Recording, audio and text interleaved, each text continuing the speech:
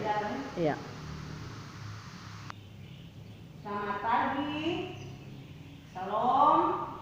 Senang pagi hari ini Ibu bisa berjumpa dengan anak-anak kelas 5 dalam mata pelajaran pendidikan agama Kristen.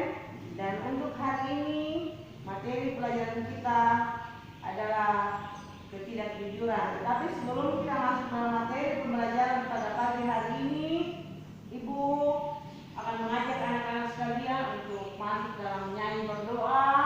Jadi sebelum kita berdoa, mari kita menyanyi pujian Allah itu baik. Kita nyanyikan 2 kali. Allah itu baik, Allah itu baik, Allah itu baik, Dia baik bagiku. Allah itu baik, Allah itu baik, Allah itu baik, Dia baik bagiku. Mari kita berdoa.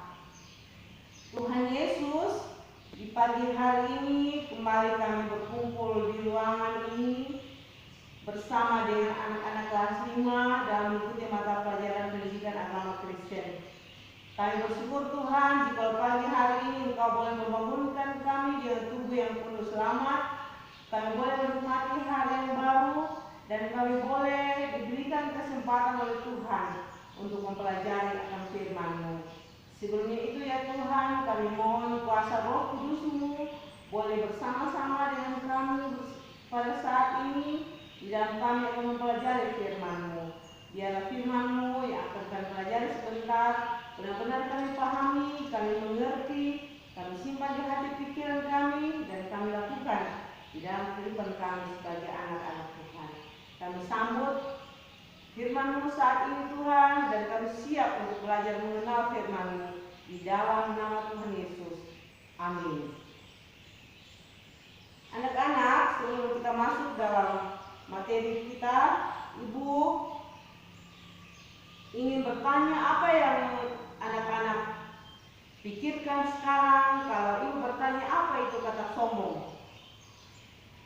Ya. Kata sombong itu adalah orang-orang yang suka melakukan perbuatan-perbuatan yang meminta supaya orang lain memperhatikan. Perbuatan-perbuatan yang tidak baik, misalnya tidak mau berteman dengan anak-anak yang miskin, atau teman-teman yang nakal kita jauhi, atau kita suka melakukan perbuatan-perbuatan yang tidak baik, misalnya nakal, suka pukul teman, suka memarahi teman. Itu semua adalah sikap atau perbuatan kita yang sombong. Dan anak yang sombong itu anak yang tidak disukai oleh Tuhan dan yang tidak berkenan di hadapan Tuhan. Jadi kata sombong itu merupakan tingkah laku perbuatan kita yang tidak baik, dan jangan kita lakukan dan jangan kita perbuat hal-hal sombong di hadapan sama kita. Ya. Hari ini materi pelajaran kita mengenai ketidakjujuran.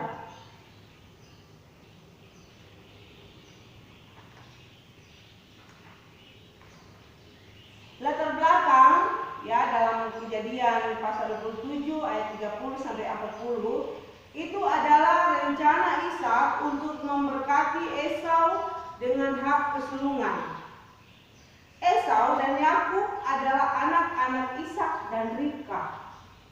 Suatu waktu Ishak ingin memberkati Esau dengan hak kesulungannya, namun hal ini diketahui oleh Ribka ibunya yang lebih mengasihi anaknya Yakub. Segala rencana diatur oleh Ribka supaya orang yang mendapatkan berkat berupa hak kesulungan dari Ishak itu adalah Yakub. Ribka pun kemudian menyuruh Yakub untuk melakukan beberapa hal guna menjadikan Yakub sebagai orang yang menerima hak kesulungan tersebut. Tibalah pada saat Ishak hendak memberkati Esau, baik Esau maupun Yakub telah mempersiapkan diri dengan baik, mulai dari berburu binatang untuk dimasak sebagai makanan yang enak bagi Ishak, sampai upaya Ribka untuk membuat badan Yakub berbulu seolah-olah Yakub adalah Esau. Namun sayangnya apa yang telah dipersiapkan Esau sia-sia ketika Yakub lebih dulu datang kepada Ishak ayah mereka.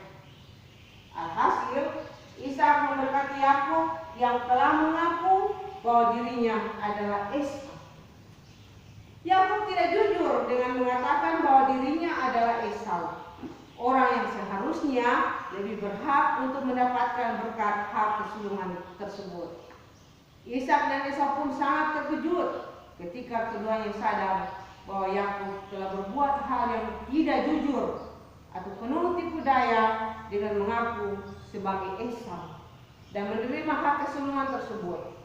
Hak kesulungan yang tidak bisa lagi diberikan kepada Esau, sekalipun Esau memohon dengan sangat kepada Yakub.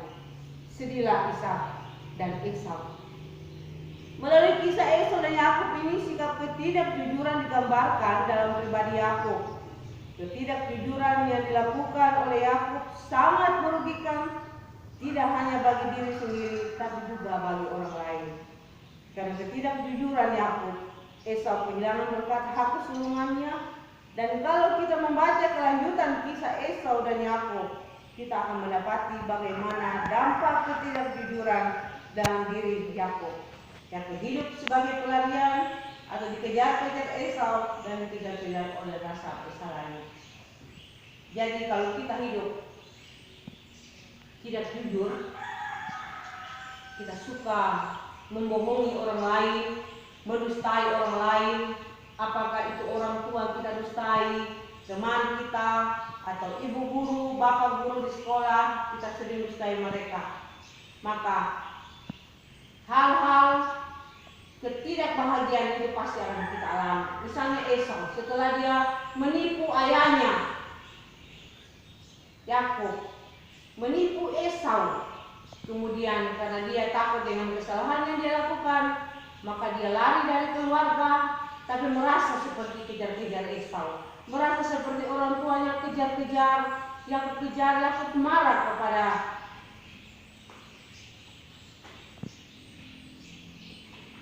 Jadi itulah hidup kita kalau kita tidak jujur dengan orang lain.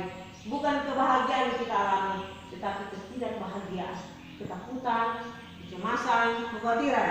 Itu yang akan kita alami dalam kehidupan kita sehari-hari. Iya, anak-anak, untuk lebih kita memahami tentang materi pelajaran ketidakjujuran, ada sebuah cerita. Suatu hari di sebuah kelas sedang dilaksanakan ujian tengah semester bagi murid-murid kelas 5 SD. Danu tampak asik mengerjakan setiap soal yang diberikan dalam ujian tersebut. Berbeda dengan Tobi, ia sibuk menilik temannya yang sedang mengerjakan ujian itu.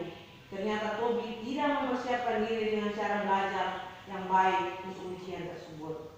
Dengan nekatnya, Tobi mulai mencoba untuk mencari jawaban kepada Danu dengan mengirimkan sebuah kertas berisi nomor pertanyaan yang perlu dijawab. Namun aksi itu segera diketahui oleh gurunya. Sayangnya kertas itu sudah berada tepat di atas meja Danu. Segeralah si guru mendekati Danu dan mengambil kertas tersebut. Si guru meminta penjelasan Danu. Danu pun berusaha menjelaskan bahwa kertas itu berasal dari Tobi. Mendengar penjelasan Danu, Tobi pun segera mengatakan hal yang sebaliknya, bahwa kertas tersebut bukan berasal darinya. Yang lebih disayangkan lagi, teman-teman yang melihat aksi Tobi tidak berani berkata hal yang sebenarnya. Itulah anak yang suka berdusta, berbohong, tidak jujur. Karena ingin berusaha untuk mendapatkan nilai yang baik, dia memakai cara yang bisa merugikan teman, seperti yang dilakukan Tobi. Jadi anak-anak tidak boleh mengikuti apa yang dilakukan oleh Tobi, ya, oleh Yakub, jangan kita ikuti. Perbuatan yang jahat jangan kita ikuti. Kalau kita ikuti, ya akibatnya itu dosa. Dosa kalau kita bawa itu tidak membuat kita bahagia, malah membuat kita sengsara. Ya, itulah materi pelajaran kita tentang ketidakjujuran pada pagi hari ini.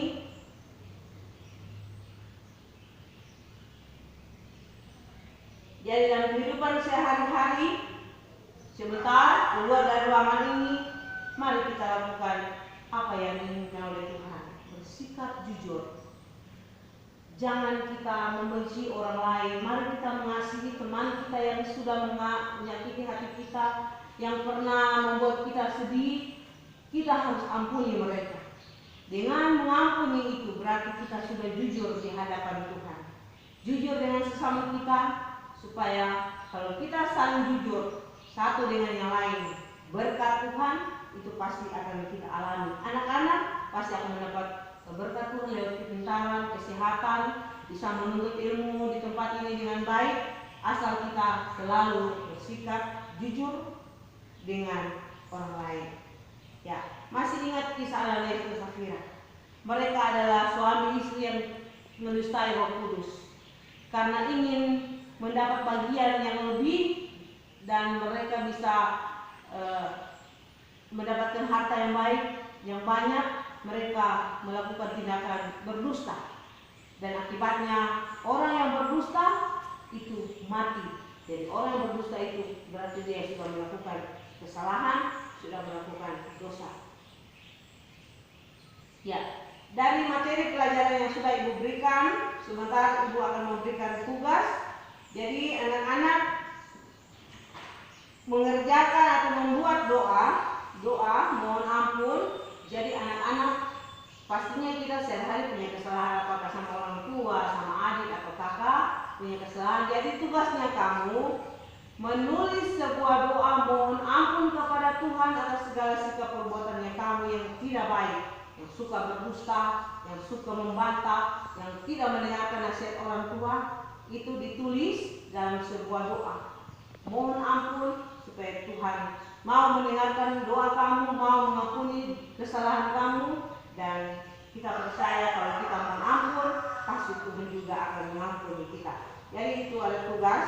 Jadi tolong dikerjakan di rumah. Jadi sebelum Ibu tutup lagi materi pelajaran, sekedar Ibu mengingatkan kembali bahwa pelajaran hari ini kita bicara tentang ketidakjujuran.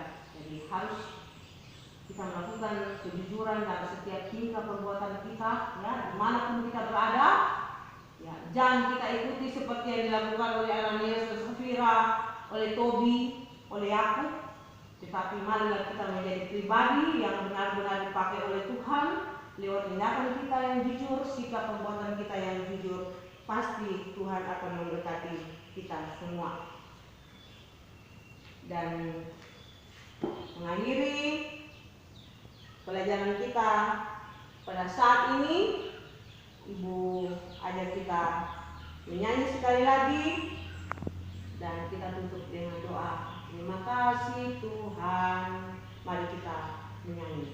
Terima kasih Tuhan, terima kasih Tuhan, Tuhan sudah layani kami. Terima kasih Tuhan. Amin. Mari kita berdoa. Ya Tuhan Yesus, kami mengucap syukur kepadamu saat ini. Lewat pembelajaran kami pada hari ini, Engkau sudah datang mengingatkan kami, menegur kami untuk selalu melakukan perbuatan yang baik, menyatakan sikap yang jujur lewat perkataan, perbuatan kami kepada sesama kami. Kiranya lewat pertolongan Tuhan, kami dimampukan untuk mampu melaksanakan apa yang dikehendaki, apa yang diperintahkan oleh Tuhan di dalam kehidupan kami sebagai anak-anak. Berkati kami semua Tuhan, berikan kemampuan kepada kami supaya kami bisa melaksanakan tugas dan tanggung jawab yang Tuhan berikan buat kami anak-anak, menjadi anak-anak yang mau melayani sesama kami lewat tindakan dan perbuatan kami. Terima kasih ya Tuhan. Setelah kami ikuti pelajaran saat ini, kami akan kembali ke dalam kehidupan kami sehari-hari. Tuntunan penyertaan Tuhan terus kami harapkan, dan biar kami menjadi anak-anak yang boleh menjadi saksi bagi sesama kami. Terima kasih Tuhan. Ini doa syukur kami Kami mohon ampun akan salah dan dosa yang kami telah perbuat melawan kehendak-Mu. Di dalam nama Tuhan Yesus kami berdoa dan mengucap syukur. Amin. Ya, kita sekalian, aku diberkati, 2, 3. Aku diberkati, sepanjang hidupku diberkati. Bila bangun pagi hari, siang berganti malam, aku diberkati. Ya, demikianlah materi pelajaran dari Ibu hari ini. Dan tugas yang sudah Ibu berikan tolong dikerjakan. Dan itu nanti akan diperiksa. Demikian, salam, selamat pagi, Tuhan memberkati.